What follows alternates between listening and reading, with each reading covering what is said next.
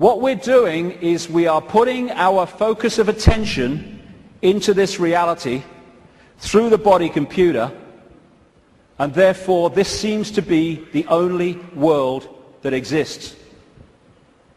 But the space we're occupying is teeming with life of endless varieties.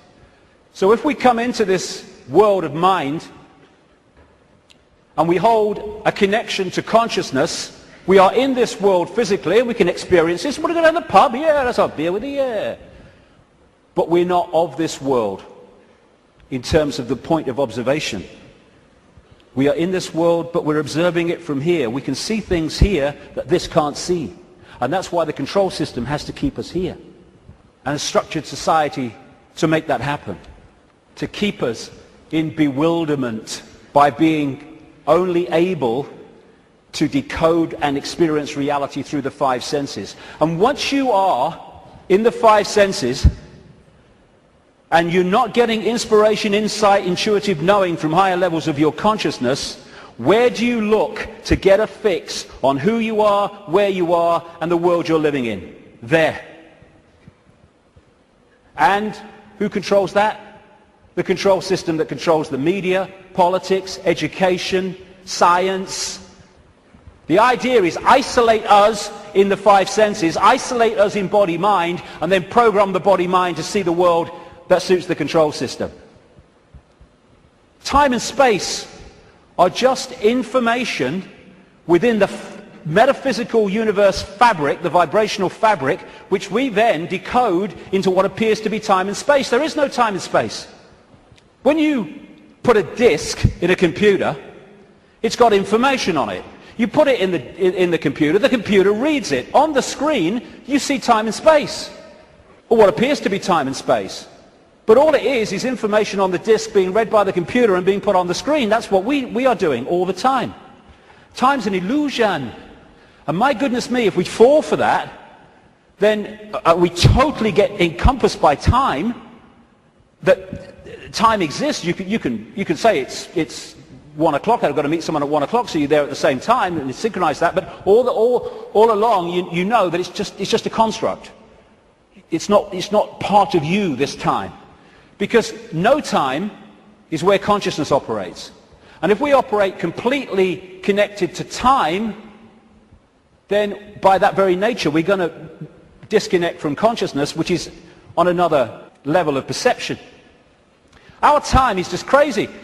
You cross an invisible line in the ocean, you go into tomorrow, you go the other way, you go into yesterday. There is only the now. That's all there is. People say, no, there's the past and there's the future. Well, okay. When you think of the future, where are you? You're in the now. When you think of the past, memories, where are you? You're in the now. These are constructs. These are perceptions. They're not real. Only thing that's real is now. Everything happens in the now. And the only moment we can change anything is in the now. And if we get pulled into the past, all regret, I wish I had, oh, that woman in 1953, ooh. Or we get pulled into the future, oh my God, what's going to happen? Oh, yeah, outcome, oh, what if? Then we're getting pulled out of the only time that exists, and therefore our power to change things, to impact on now, is diluted. And we are absolutely dominated by time. What's the time? Oh my God, is that the time? Oh my goodness, what's going to happen? Are you going to get time? Oh, I'm late. And yet, the now is the only thing that exists, and time, like space, is a perception. It is part of the construction of reading. You could see time in a way like a disc, like a DVD. What you've seen in the film is your past, as you perceive the past. What you're looking at in the film at that moment you perceive as the present, and what you've yet to see in the film you perceive as the future. Yet all that information exists on that disc at the same time. Whip back a bit, you've gone into the past. Whip forward, you've gone into the future. And I've been talking for years about the time loop, as I call it. Wrote a book with that title. And it's not really a loop, but it does can express itself like that in the play-out world of so-called physical reality. And we go round and round and round, and it comes back to the start. And we think we're going forward, but because we're only in it for a certain section, we think we're going forward. If we stayed with it, it will come basically back to the start. It's like a place of experience, and depending on what we wish to experience, depends on what part of the loop that we decide to experience. Because, as I said earlier, this vibration, and by the way, this vibration coming out of the black holes vibrates in the now. It doesn't move through time. It carries the encoded information that we decode as time, but it vibrates in the now. But it doesn't vibrate just the same forever. It goes through a cycle, a vibrational cycle, changes. And as it changes, it elicits different information from the suns, which we then decode. And as we do so, the world moves on, experience moves on through different epochs. You look at the ancients around the world, and they invariably see time as secular. You have, of course, the famous yugas in Indian belief, Hindu belief, where the world goes through different cycles. You have a golden age when everything is expansive and everything's fully integrated and connected. And then you have other yugas which are suppressed, and you have control, and you do not have the expansive awareness that you had before. It's a different kind of experience. And so as this vibration changes, it takes this reality through a cycle and then comes back again. This is where all these yugas come in. And what happens is the left half of the brain particularly decodes this information, which is vibrating in the now. It decodes it into a sequence. It's what some brain scientists call the left brain a serial processor. And it's this sequence that it puts the information in that appears to be the passage of time from past to future.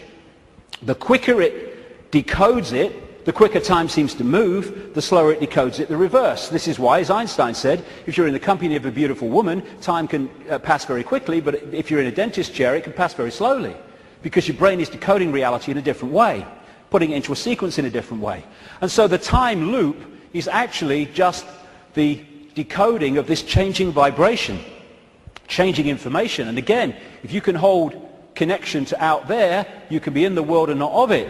If you're not, you're literally caught in the loop, and that's where most people have been for a very long time. Now, as I say, the body is a biological computer, and I'll get through this part pretty quickly because I've been through this before in talks and stuff, but it's very important to keep connecting the dots. So, the body computer is our vehicle to experience this virtual reality, consciousness to experience it.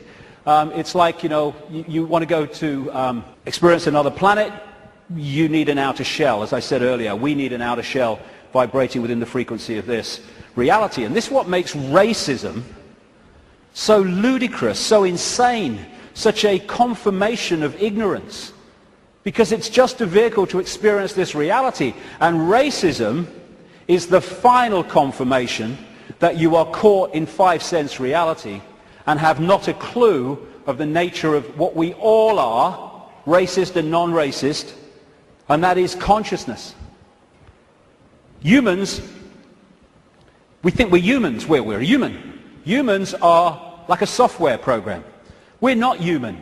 We're experiencing being a human. We are consciousness having that experience. As this article in the San Francisco Chronicle said, DNA is a universal software code. From bacteria to humans, the basic instructions for life are written with the same language. And there are four codes, A, C, G, and T, or in my case, G and T, G and T, G and T. I like that one. It's in my DNA. And how these codes are in relation to each other decides if the outer shell is a human, a mouse, a virus, anything. And it very much connects into those green codes on the computer screens in the Matrix movies. And the body computer, biological computer, has the ability to think and assess for itself, ticks every box when you go through it. The reason they're now talking about connecting the brain to desktop computers is because they are connecting two computers. One far more, infinitely more advanced, yes, but two computers. That's how it's possible. When the computer won't work, won't turn on, won't process, we say the computer's dead. You drop a computer from a top floor, it will smash and it will be dead. You drop a human computer, it will smash and be dead. Because that's all that happens at death. The computer dies. We don't bloody die. There is no death. We're consciousness, infinite consciousness.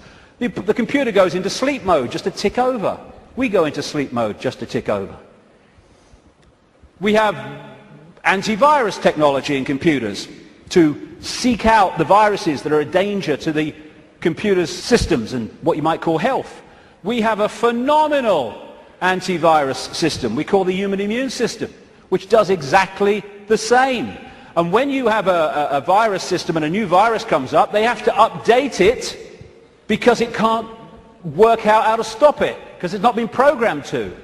This is updated by reacting and then integrating that so that the next time that comes, it can deal with it. This is an enhanced photograph taken at the Necker Hospital in Paris when they put tracer dye into the acupuncture points and then photographed it. And the tracer dye went through these lines of energy in the body, the chi, the photons. And when you look at it, it's just like a motherboard. And interestingly, when this chi is passing around too slowly or too quickly, the body is ill in some way. And what acupuncture is about is using the needles and other techniques to balance out that flow of energy. And what happens when the information is passing around a desktop computer in less than optimal speed? You say, my bloody computer's slow today, and often it's slow because it has a virus. The brain is the central processing unit of the computer, which in a desktop is a microchip. It's the main processor of information. The DNA is the hard drive, and it's not just the DNA we see physically, because even DNA is just the decoded version of an energy field. We have an energy counterpart which we call the human aura. What we call cultures. I'm this culture, I'm a black South African, I'm a Hindu or whatever. These are different sub-softwares of the human software. This guy, William Sheridan, was in a New York hospital waiting for a heart transplant, and he joined an art therapy course. He was about as good as I am, and I'm a terrible, terrible artist. And this is what he was drawing. After his heart transplant, suddenly he went back on the art therapy course and started drawing much more sophisticated pictures. As a result of agreeing to promote organ donation, he managed to meet the donor's mother. He asked her the obvious question, did your son have an interest in art? And she said he wanted art materials rather than toys from the age of 18 months. He was crazy about art.